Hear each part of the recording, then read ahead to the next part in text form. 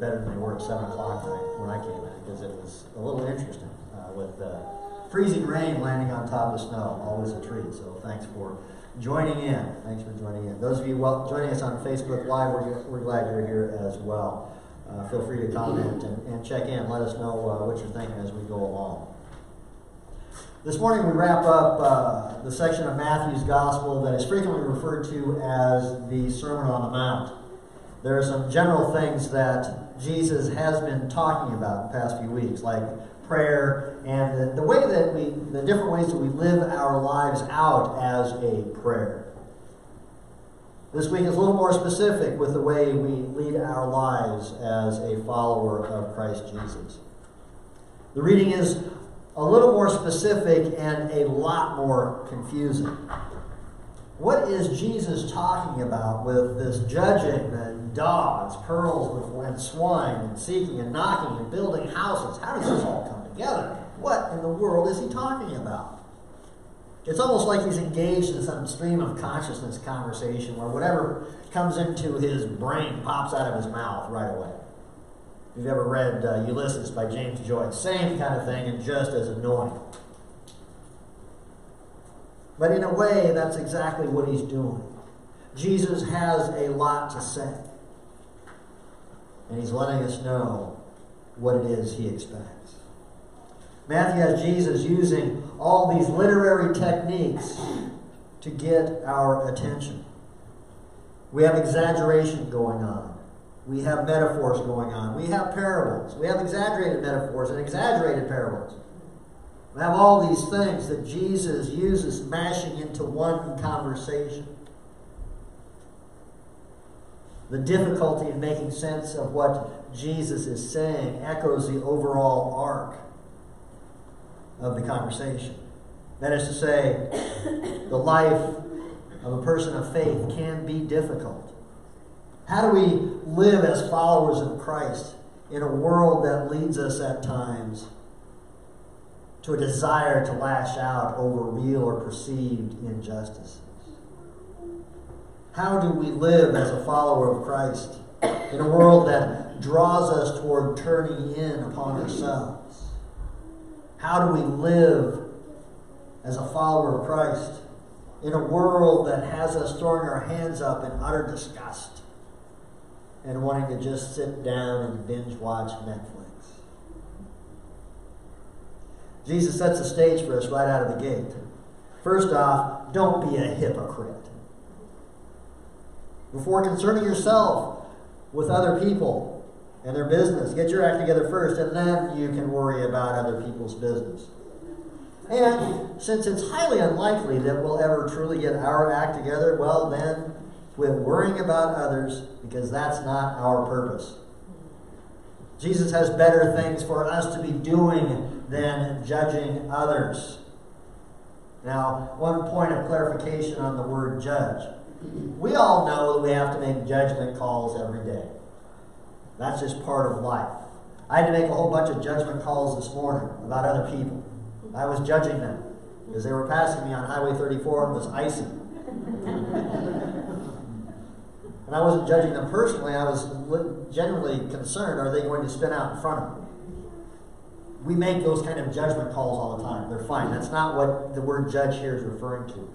The word judge here is talking about more of a sense of condemnation or final judgment, ultimate judgment, as in deciding or judging for others whether they're going to hell or not.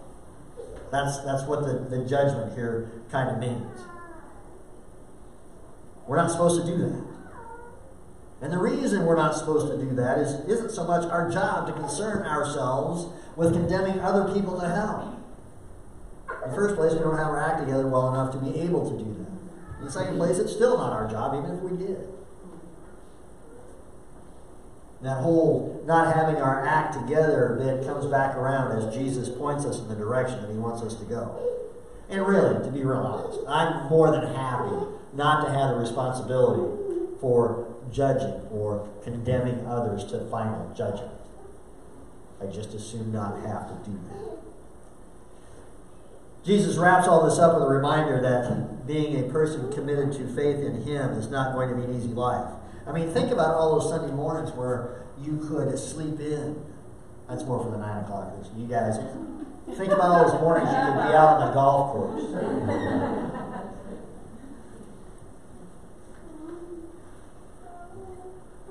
And think about all those times on Wednesdays or during the week where you have the free time when you don't come to Wednesday worship or Bible studies, meetings. Think about all those Friday evenings that you could go out instead of serving at Nat Talbot Kitchen and Outreach for the hungry people. Think about all those shoes that you could buy with that money that you kick into Kicks for Kids so that elementary students have shoes.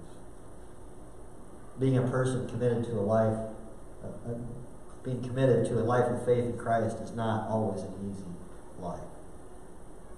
But it's a good life. It's a good life.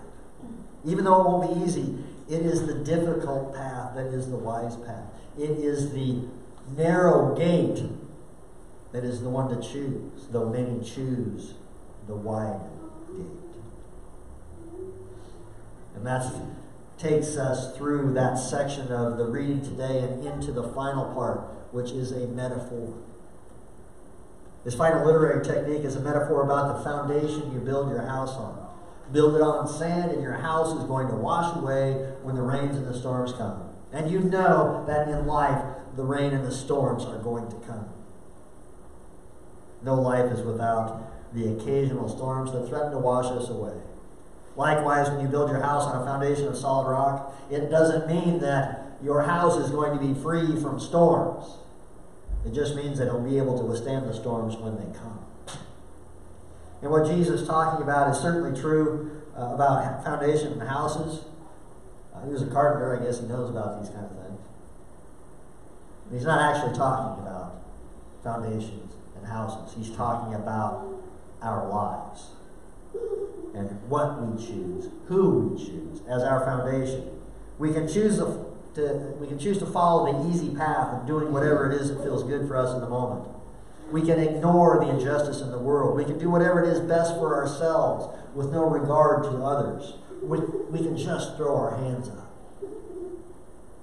Or we can choose to follow Christ.